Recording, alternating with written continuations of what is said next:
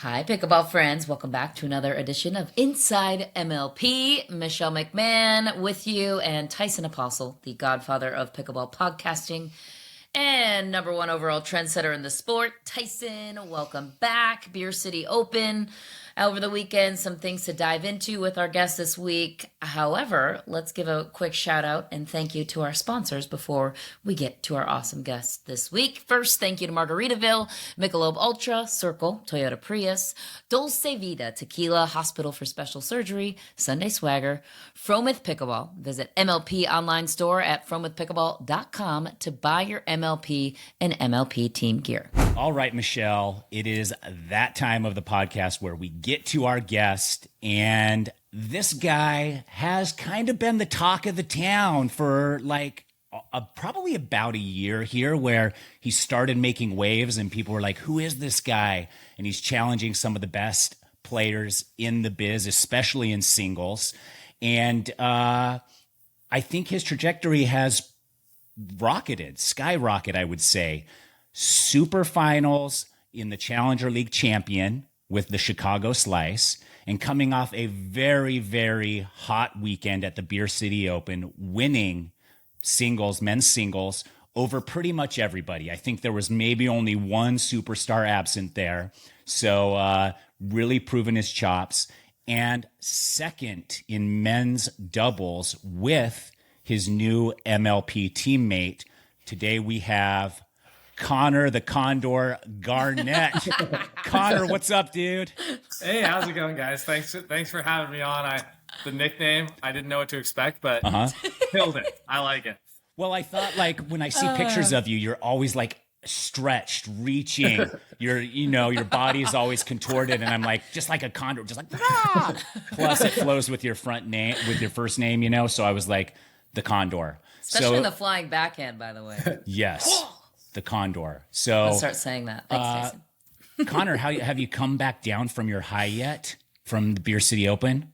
Yeah, no, it was an awesome weekend. I think it helped getting that beat down in the doubles final. That definitely kept me real. Felt pretty good going into that, and now taking some good lessons away. But an awesome weekend still, and first time kind of being out in Michigan, and it was amazing.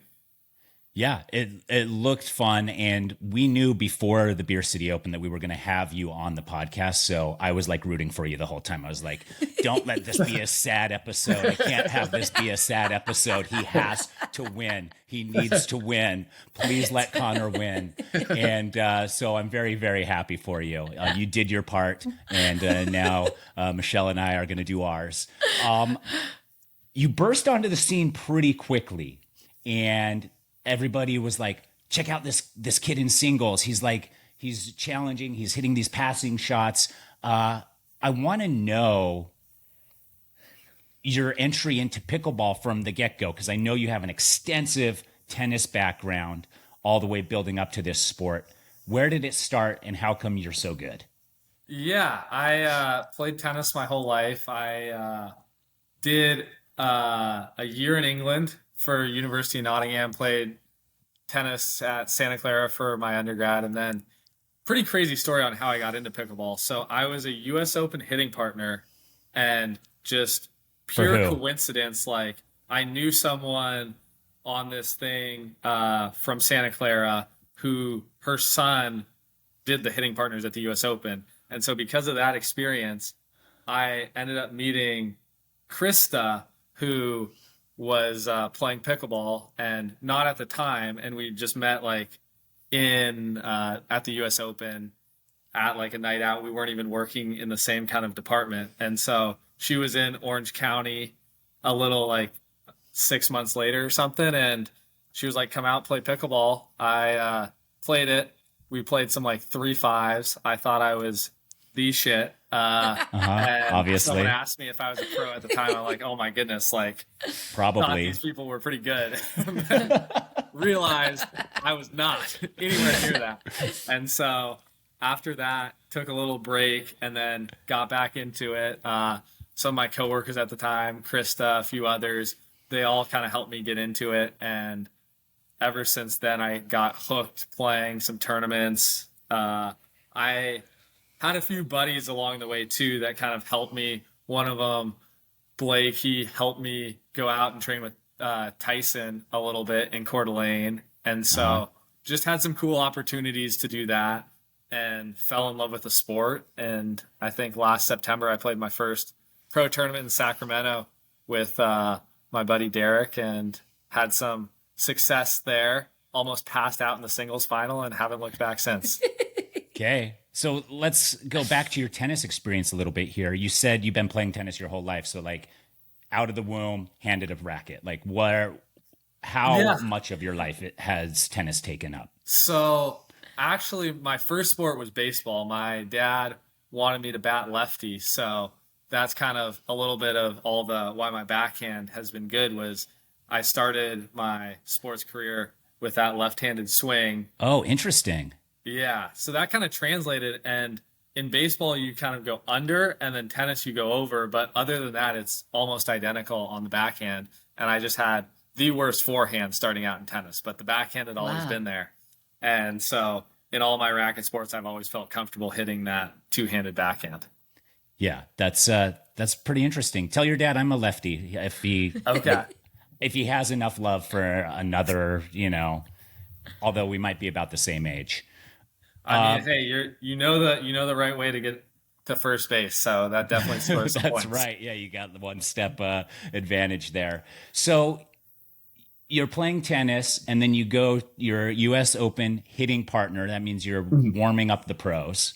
Yeah. And are you just like there warming up whoever wants you, whoever needs you, or are you like, locked into a couple players? So I was just, the way I got it was I was a locker room attendant, but they let me be a hitting partner because the hitting partner didn't pay. So I was like, how do I get out to New York? So I was like working the locker room, just like helping all the players out with kind of their like laundry, like anything. And then for the afternoons, basically I would just get a text and say like, so-and-so needs a hit from 3 to 3:30 or whatever. And so I ended up hitting with like Djokovic, Halep, Monfils, just some really cool people. And it was just an awesome experience. That's incredible. There's all this talk about these tennis players coming into pickleball. Like every week there's a new tweet. Like if number one world Wimbledon champion goes to pickleball, how long until he's like top of the world? How long until these guys are top of the pickleball world if they really committed themselves? Is there something in pickleball that doesn't translate to tennis that is going to be very challenging and is an unknown, or are they going to dominate?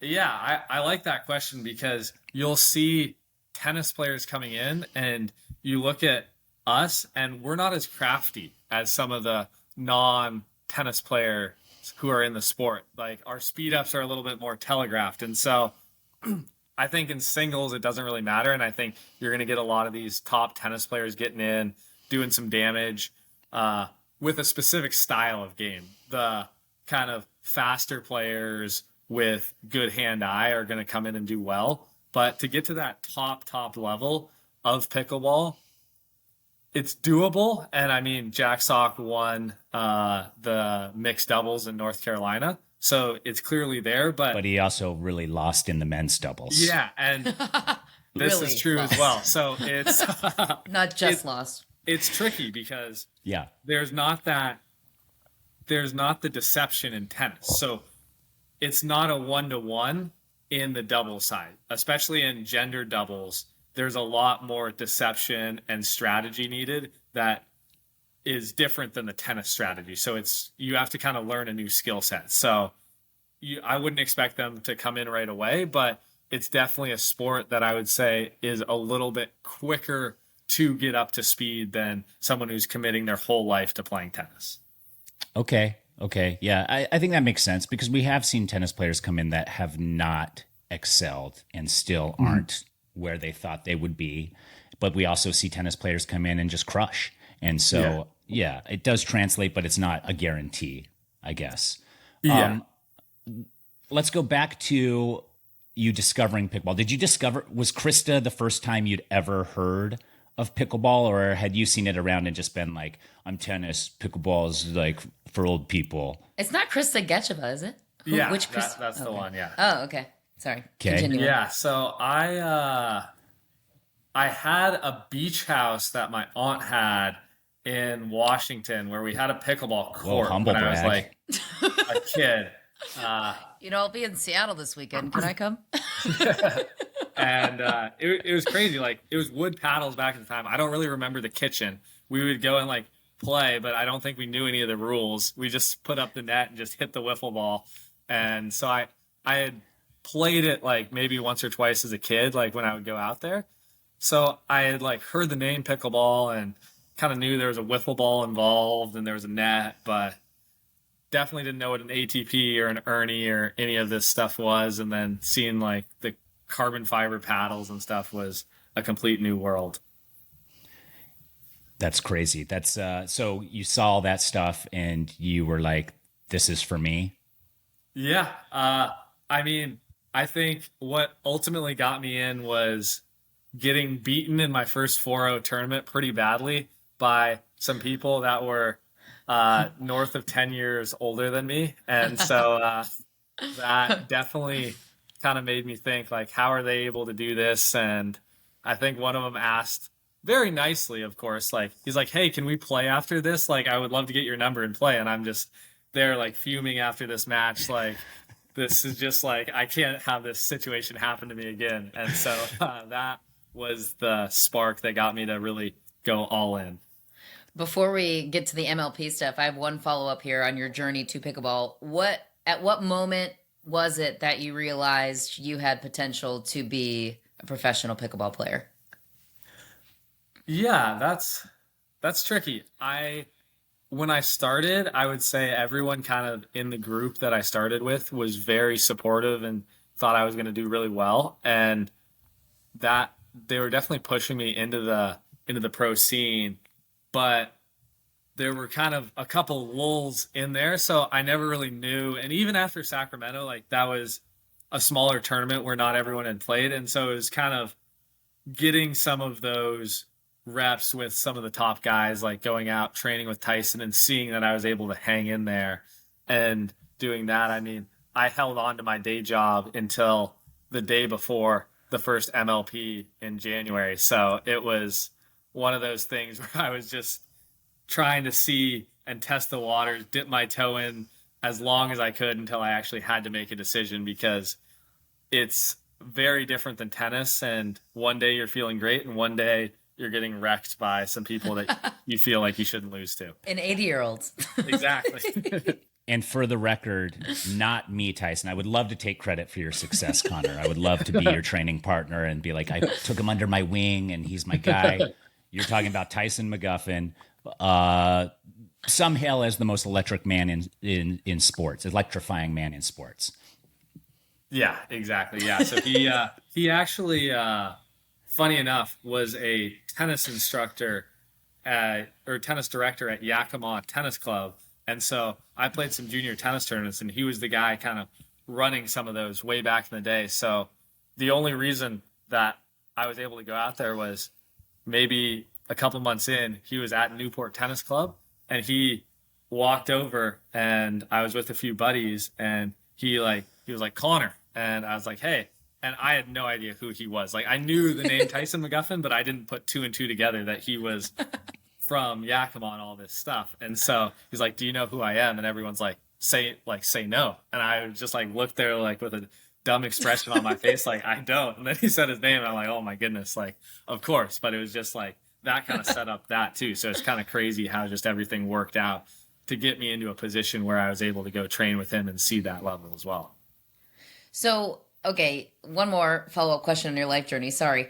You got your master's degree in finance. You had a very stable job, right? Yes. So what was the feedback from your loved ones surrounding you when you're like, all right, guys, I'm hanging up this finance job. I'm going to go pro pickleball. Did anyone laugh at you? Yes, definitely it was a tough spell, but I would say holding out and kind of really showing proof of concept was important. And so I was having discussions starting.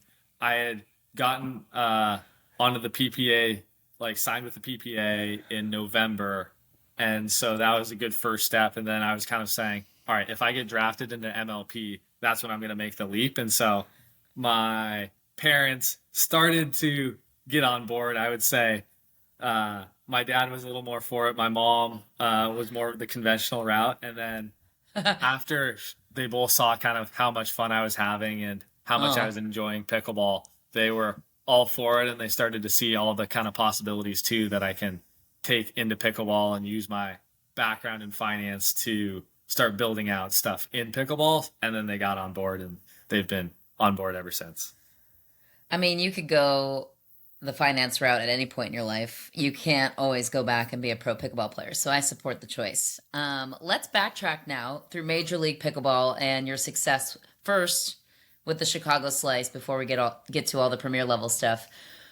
Bring me back to your first MLP experience. What was it like at the challenger level? How excited were you then to now have made this transition? Then you get drafted in a challenger.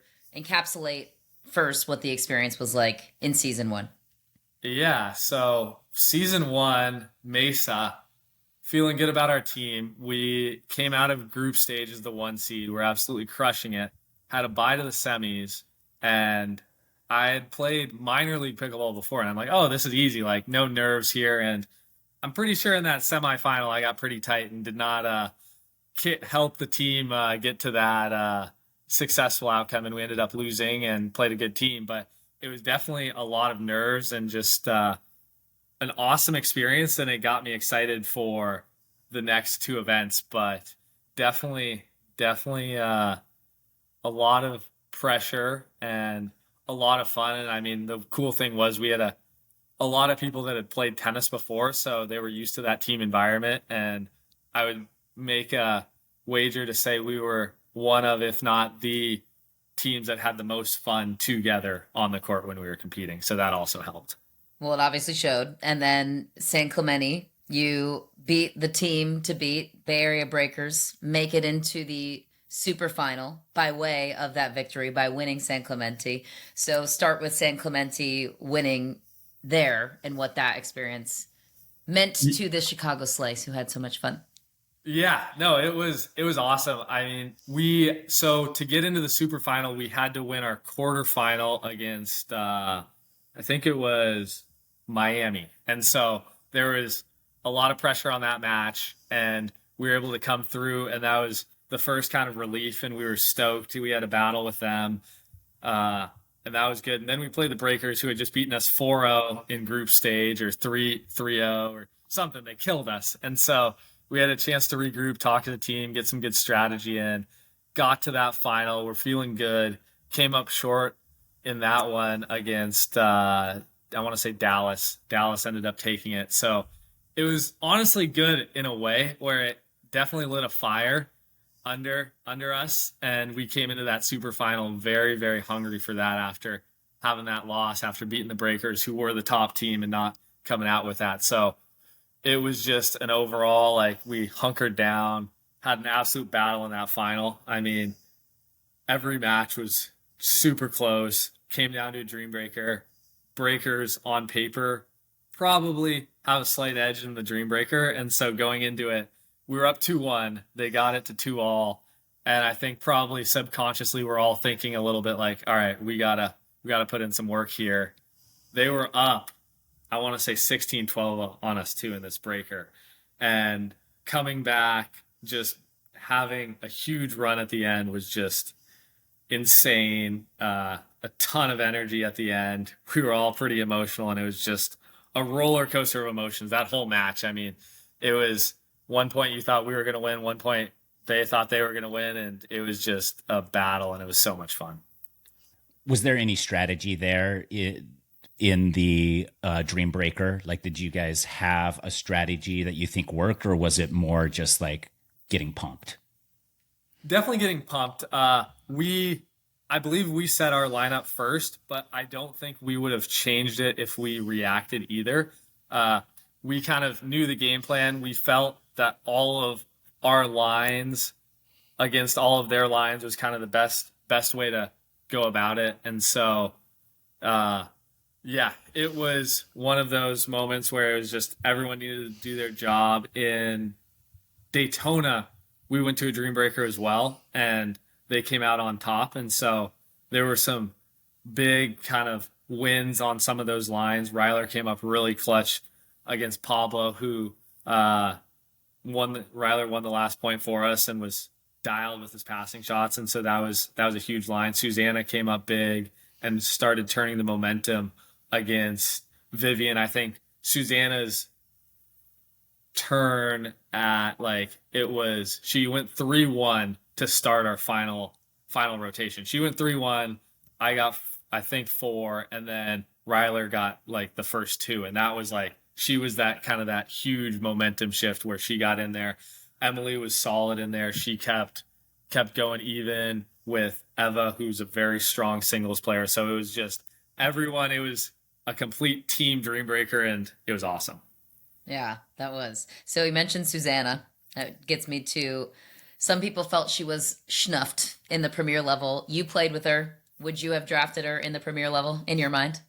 Yeah, I mean, it's tough because there are a lot of players that could go premier, and I think the theme of the draft was more of potential versus someone who Susanna is very accomplished and has gotten a bronze medal. I mean, it's tough not to take her in premier. I mean, what she's done, I mean, what she showed in Challenger singles is probably one of the red flags that people have as their singles. But if she's able to hang with players who got drafted into premier, it's tough to say that she shouldn't be getting that opportunity if she medaled with Zane in Red Rock, does well in singles and MLP, and has an impressive doubles record. Yeah, it's in singles especially. It's like, it seems to me that it matters more if you're clutch in your 4-point stretch versus like, obviously you need the talent, right? But at MLP level, it's so much about your performing under pressure, is it not? Yeah, 100%. Like, there's a certain level you have to get to with your pickleball for singles, but overall, it's how clutch can you be? Are you going to trust your shots? Mm-hmm. And unless someone just can't pass you, then they've got a chance to win every point as well.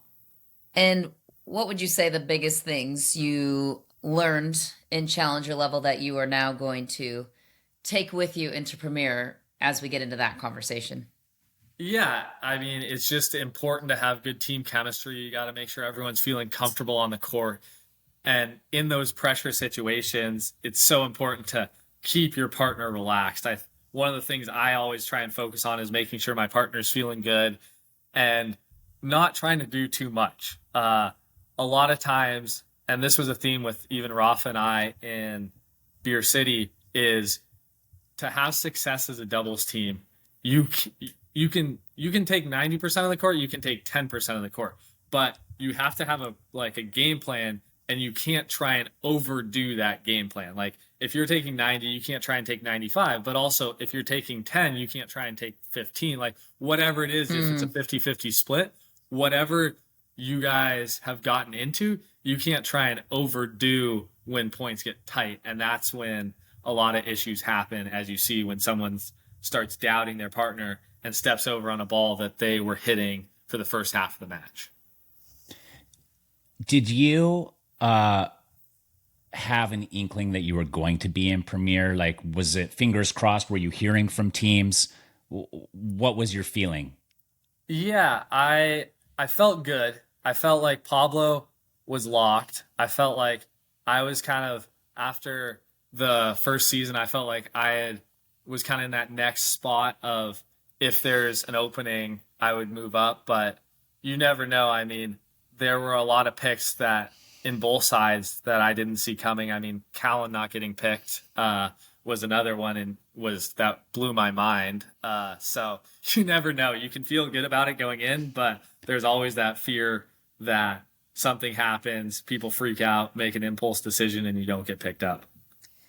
But for you, Bay Area took you over. You not only made it, but you made it over some staple Premier level players from last season anyway. You made it over Tyler Loom, Jay DeVilliers, 2 spots ahead of him, Travis Rettenmeyer, Christian Elshon, which obviously another challenge level player, and AJ Kohler, Eric Lang. So you were highly touted in the 4th round. What was your reaction when Bay Area took you? Yeah, I was stoked. I was actually in New York for this event doing like the Pickleball Cares thing, and so I wanted to be there just to see. And they were deliberating for a good minute and a half.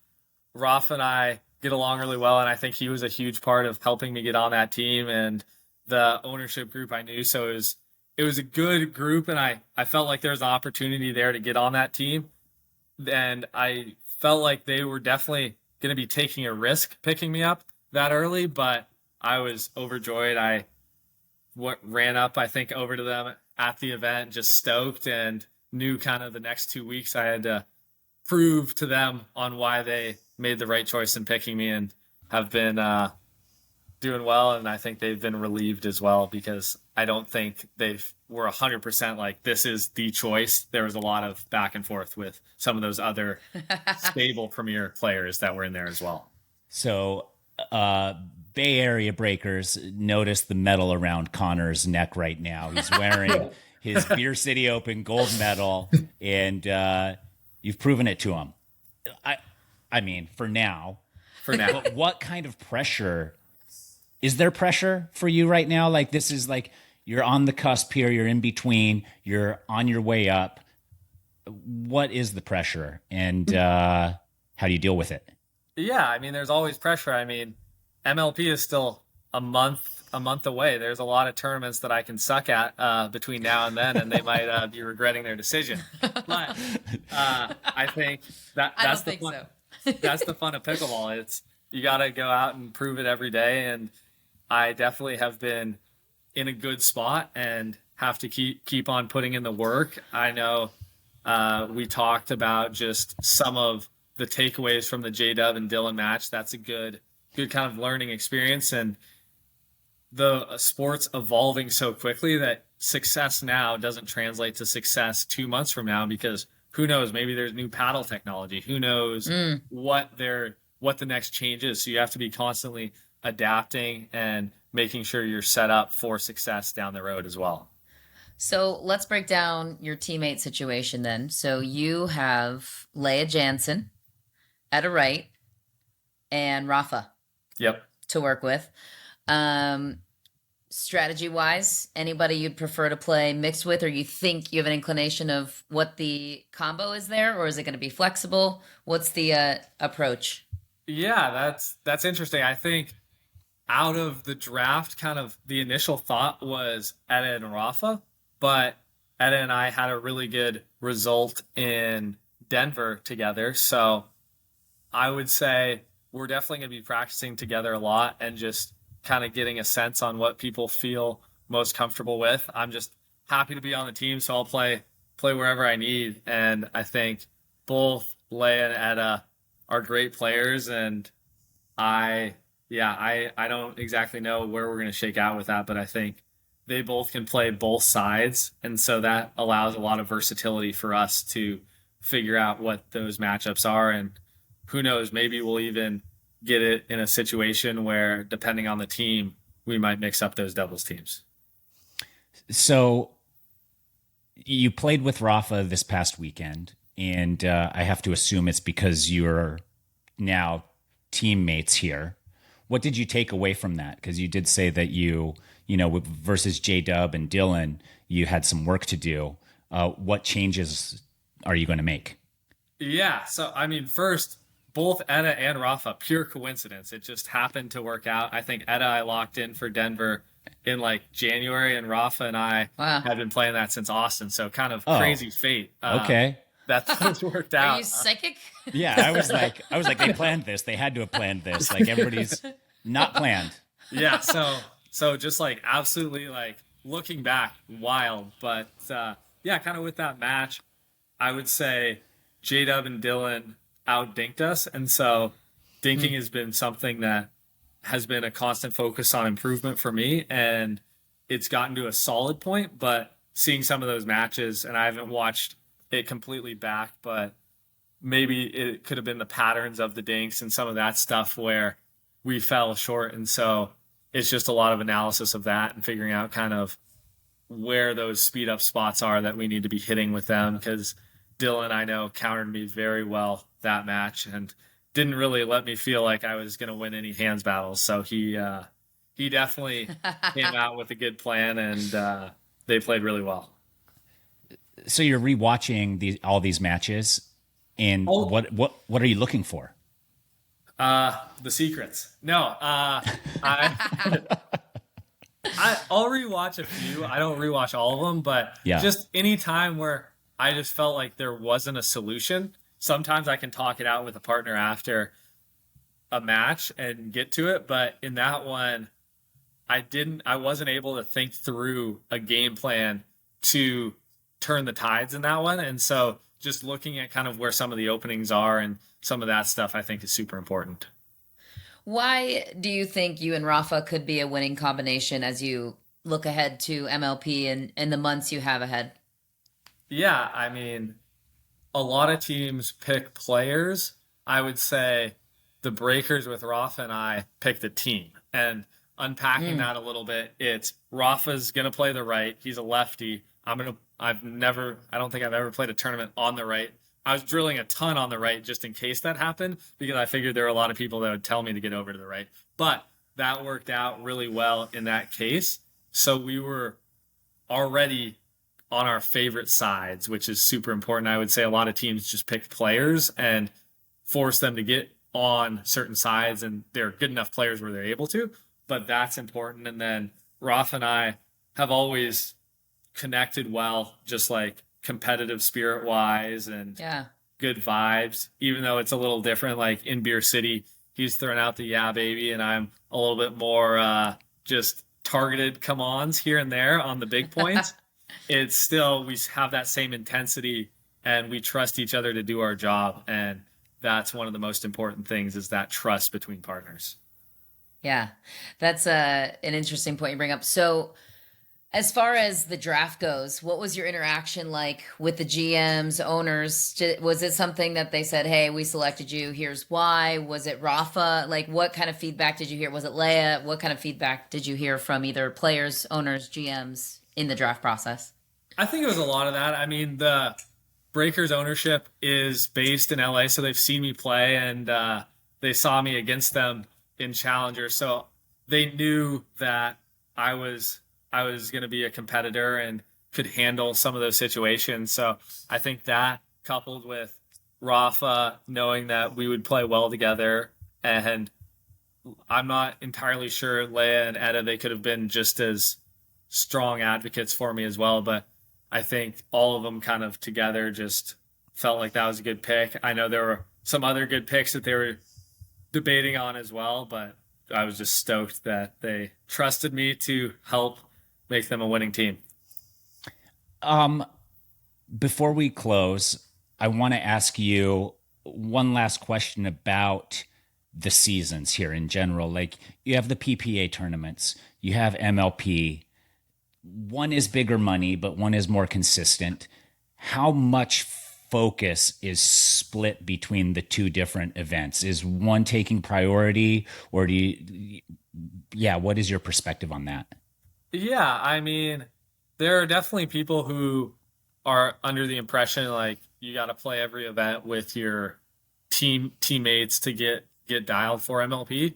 But I think there's definitely a mix in that, where if you're playing all the PPA events, you can be practicing things, it might not be with that partner, to get more prepared for MLP.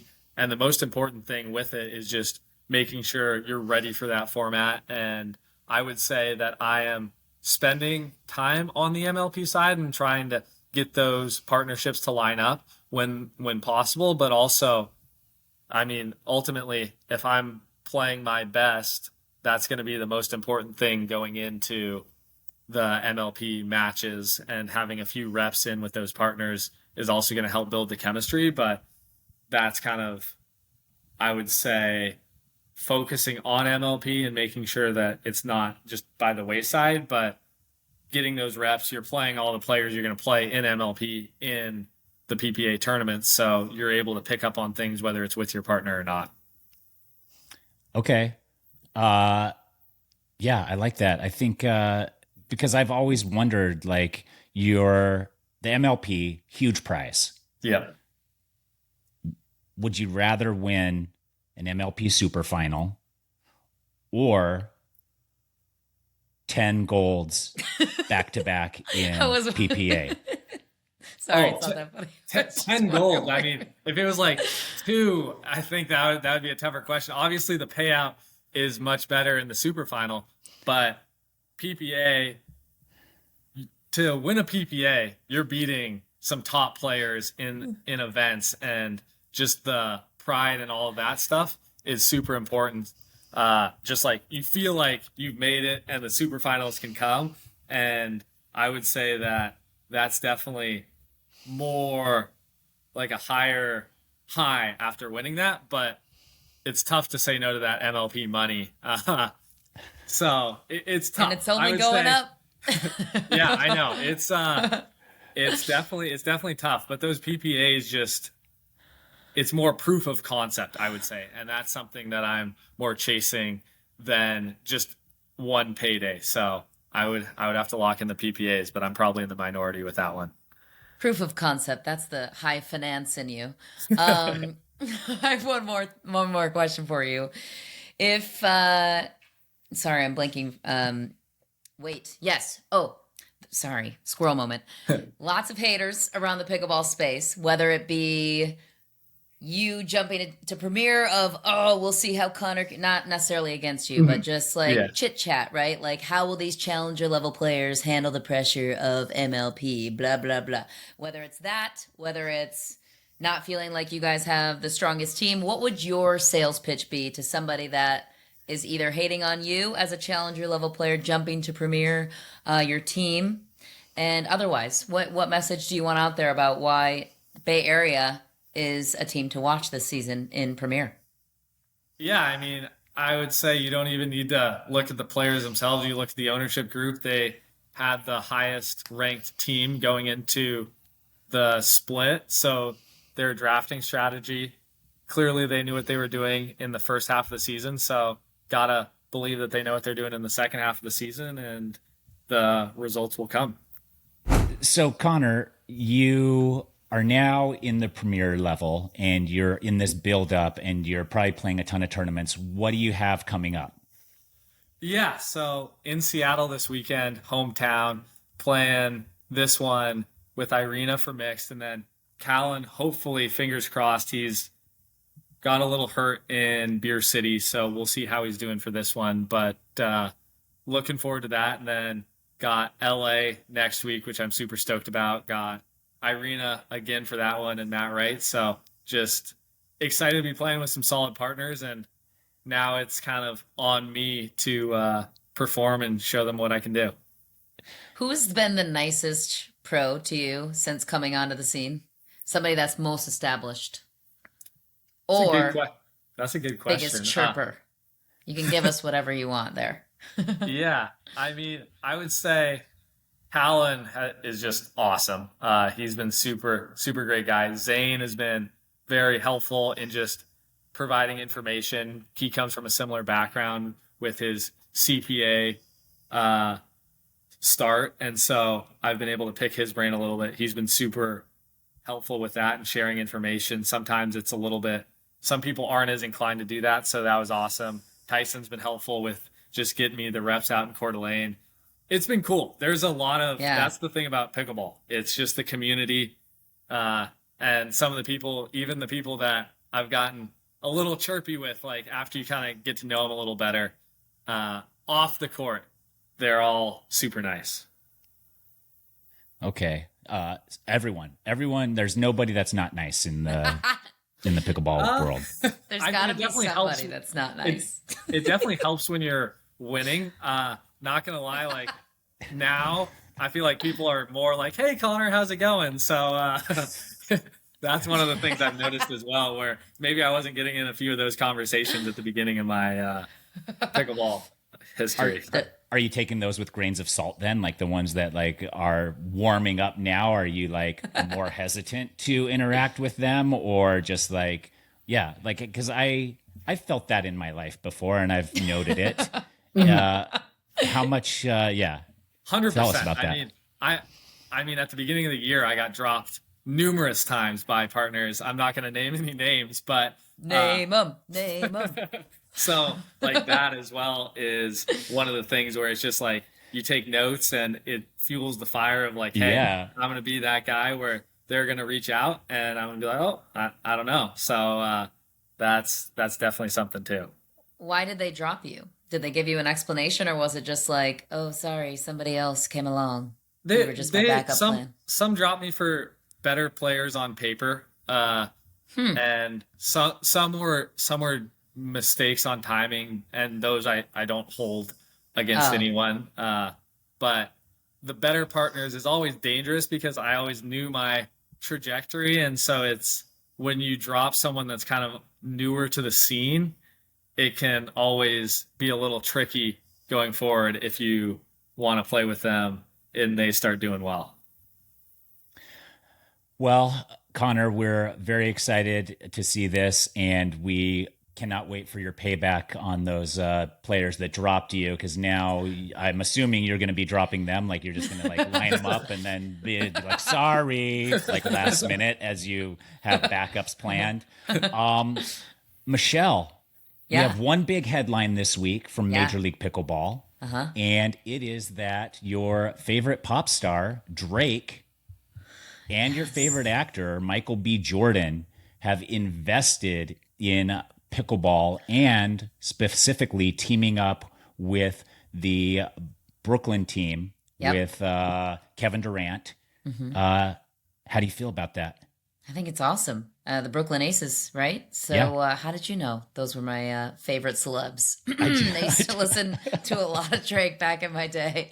Is that true? Yeah. Okay. I mean, I wouldn't say they're my favorite celebs, but now they are because they're involved with Major League Pickleball. No, I think it's amazing, and I'd love to get Connor's thoughts on it too. When you have the notoriety of ownership groups coming on board, where you're like, oh my! I mean, whether or not we see these people at the events, I don't know. That'd be cool. But it's amazing. I mean, now you have a whole different group of pop culture people that maybe didn't know about pickleball that were like, what is the sport? What is all the hype? That see their favorite celeb and they're like, okay, now I want to watch. Now I'm intrigued. Connor, what's your perspective on as a player when you have big names like that coming into the scene? Yeah, it's awesome. I mean, I think you can tell pickleball's in its infancy because sometimes the players, or maybe it's just me, are more stoked with the celebrities that we're getting to meet than the actual events. So it's super cool, and just seeing how pickleball is getting connected to all of these people, and just the opportunity to meet new people and get different perspectives from things is just one of the coolest things about the sport. I absolutely love just meeting some of these people, picking their brains and hearing kind of how they got into pickleball and how they've been successful in their life. So it's awesome to see. As a high finance man that you are, why did you not invest in one of these teams yourself when it was still available? This is a great question. I mean, I would say my age probably is a limiting factor. Starting in the investment banking world a couple of years back, I didn't save that $20 initial investment into one of those MLP teams. Yeah. Would have been nice for us all to know, right? Exactly. Sure would have. That'll do it this week. Thank you so much, Connor. Thank you, Michelle. Remember, you can follow Major League Pickleball on all social media platforms for the latest and breaking news. Bay Area Breakers. That's what's on your mind. Yes, Freudian the Bay Area slip. Breakers. And and you can also go to majorleaguepickleball.net to find out more about the teams, who's on what team, and the standings and the news. All can be found there. Until next week, everyone, paddle taps. Paddle taps. Connor, you can say paddle taps too. Paddle taps. Or are you not a paddle tapper? I am a paddle tapper. Double tap. Good. Double tap. Wow, extra credit. I was going to say, all right, Riley Newman. I'm just kidding.